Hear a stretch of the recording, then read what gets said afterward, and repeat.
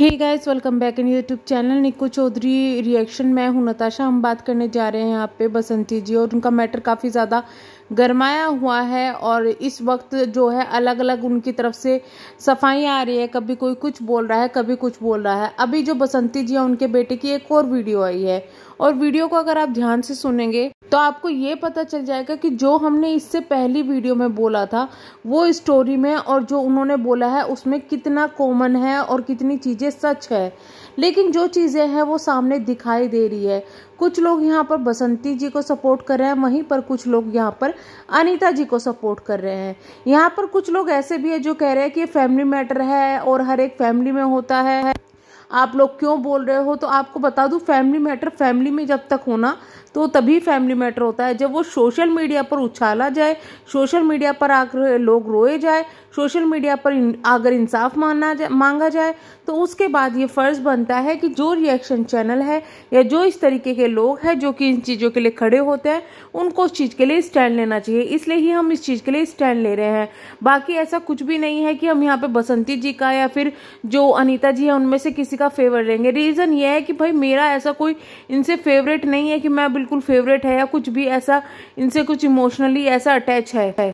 तो मेरा काम है रिएक्शन देना, जिसकी वजह से मैं इन पर रिएक्शन दे रही हूँ। और जो चीज़ें हुई है, जो चीज़ें अभी दिख रही है सामने में, वो चीज़ें गलत थी। स्टार्टिंग में जब देखा अनीता जी को, जिस तरीके से वो रो रही थी, लाला जी के बारे में जिस तरीके से बोला जा रहा था, वो एक कॉमन सी चीज़ थी कि भाई उसे देखकर इमोशनली इंसान हो जाता है, थोड़ा अटक जाता है और वो चीज़ें में आ जाता है। लेकिन फिर भी हमने तब भी एक बात कही थी कि दूसरा पक्ष सुनना भी बहुत ज़्यादा ज़रूरी है। लेकिन दूसरा पक्ष सुन के भी अगर हम ये कहें कि भाई नहीं सही हुआ है या सही नहीं हुआ है तो वो भी एक गलत चीज होगी। देखिए, मारपीट करना किसी के साथ में किसी भी तरीके के सही नहीं है, और ये चीज एक्सेप्ट कर चुके हैं वो लोग कि हाँ मारपीट हुई है। हाँ, इतनी नहीं हुई है जितनी बताई गई थी। उसका रीजन ये है कि मारपीट अगर इतनी ज्यादा होती तो लाला जी जिस तरीके से आराम से घूम रहे हैं, और जैसे कि अभी बसंती है जो उनके लड़के ने भी बताया कि जो सेब वाली बात हुई थी पड़ोसियों के यहाँ सेब हुई है, वो शाम को हुई थी। जिस दिन लड़ाई झगड़ा हुआ था उस दिन शाम को हुई थी। अगर नेक्स्ट डे की भी होती थी फिर भी एक बार के लिए मान लेते कि चलो हाँ भाई हिम्मत पड़ गई थी दवाइयों के बाद में, बट जो शाम को हुई थी वो चीज़ें थोड़ा सा अटपटी लगती है। इतना ही नहीं, जो अब ये भी चीज़ें खुल के आ रही है कि आखिरकार जो रिपोर्ट कराई गई है, यानी कि एफआईआर करवाई गई है, उसमें क्या क्या लिखवाया गया है और किस किस के खिलाफ वो एफआईआर हुई है। तो चलिए आपको ये मैं बता देती हूँ। दरअसल एफआईआर लिखवाई है जो लाला जी है उन्होंने एफआईआर लिखवाई है, और उसमें एफआईआर में बसंती का नाम है, उनके भाइयों का तीनों का नाम है, साथ में उनके दोनों बच्चों का भी नाम है। और उन्होंने ये भी बताया कि जो उनकी बेटी थी उस वक्त स्कूल में थी, मौजूद नहीं थी, लेकिन फिर भी उसका नाम वहां पर लिखवा दिया गया है। इतना ही नहीं, कुछ लोगों का और इसमें नाम आया है जो कि अभी सामने नहीं आए हैं। दादाजी जो हैं इनके हैं, उनका नाम नहीं लिखवाया गया एफआईआर के अंदर, लेकिन उन्हें इसे एज अ गवाही के तौर पर उनको जरूर लाया गया था सामने, जिस पर उनको कोई फायदा नहीं हुआ। लेकिन फिर भी उन्होंने कहा कि हम इस चीज को केस करेंगे और अब ये इस चीज के खिलाफ हम लोग लड़ेंगे।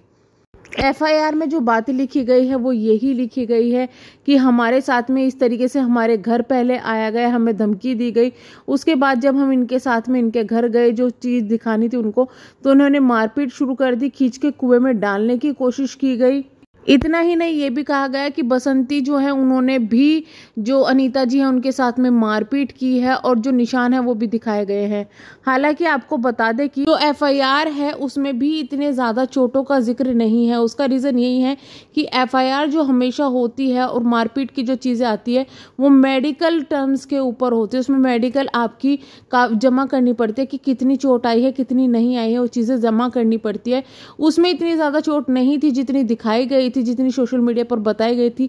इस वजह से एफआईआर में वो चीजें नहीं लिखवाई गई। सिर्फ मारपीट का वहां पे जिक्र हुआ है, खींचने का जिक्र हुआ है, पर ऐसा कोई जिक्र नहीं हुआ है कि लाला जी वहां पर बेहोश हो गए थे, उन्हें 2 घंटे तक होश नहीं आया। ये चीजें वहां पर नहीं हुई है, यानी कि कहीं ना कहीं पब्लिक को बेवकूफ जरूर बनाया गया है। स्टार्टिंग में जो अनीता जी हैं उनके द्वारा और उनके बच्चों के द्वारा बेवकूफ जरूर बनाया गया है। लेकिन हाँ, इतना जरूर है कि मारपीट हुई है और जो चीजें हुई है वो बिल्कुल किसी सिर्फ एक पक्ष की गलती के कारण नहीं हुई है। दोनों की उसमें गलती नज़र आ रही है। लेकिन हाँ, इतना ज़रूर है कि यहाँ पर ज़्यादा मारपीट करने वाला जो इंसान है, जो लोग हैं, उनका पलड़ा इस वक्त ज़्यादा भारी नहीं दिख रहा है, बल्कि अभी जो उनके आस पड़ोस के लोग हैं और भी लोग हैं, वो साथ ज़रूर दे रहे हैं बसंती जी का। लेकिन जो उनकी अनीता जी की जो फैमिली है, नंदे हैं, वो अभी भी अनीता जी का साथ दे रहे हैं। यानी कि फैमिली भी दो चीज़ों में बढ़ चुकी है। अभी देखना ये होगा आगे कि क्या होगा एफआईआर का। लेकिन जिस तरीके से अब ये मैटर चल रहा है और चीज़ें देख रही है, साफ ये दिख रहा है कि भाई ये प्रॉपर्टी का चक्कर है। लोगों का कहना यह है कि बसंती ये चाहती है कि अनीता जी और उनकी फैमिली यहाँ से चले जाए, क्योंकि वो बीच में काफ़ी दिन दिल्ली रह के आए थे, तो वो यही चाहते हैं कि ये लोग यहाँ से चले जाए, जिससे कि पूरे घर में वो कब्जा कर ले और पूरे घर में रहे।